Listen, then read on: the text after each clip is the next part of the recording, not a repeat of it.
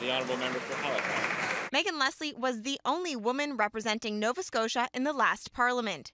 She says she wants to see the province elect more female MPs, but so far the numbers don't look great. I wouldn't say I'm surprised by that, but I certainly am disappointed by that. Leslie is one of 4 female candidates running for the NDP in Halifax, Halifax West, Cumberland, Colchester, and Cape Breton-Canso.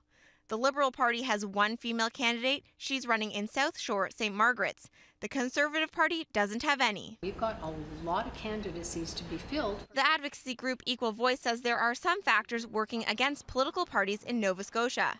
For example, women are more likely to run in major urban centres, and in rural areas, incumbents, who are more often men, are more likely to win. What's really going to get women elected is shaking up the system with new candidates and incumbents being overturned. Leslie says her party's numbers could go higher because 3 candidates still haven't been nominated.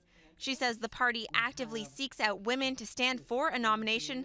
After that, though, it's up to the members to decide who wins. I have only been the Member of Parliament for Halifax because of that process, because I was asked. We can do better and we must do better. The Liberals say 7 women put their names forward for a nomination, but only 1 got it. We would not approve a nomination meeting until a local search committee could prove to us that they had done their due diligence, that they'd searched and they'd done everything they could to identify females. The Conservative Party declined an interview but sent a statement.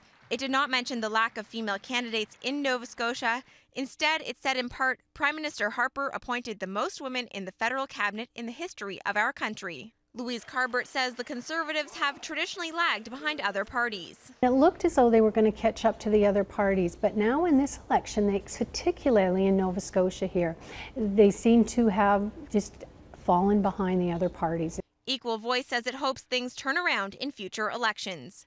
Marieke Walsh, Global News, Halifax.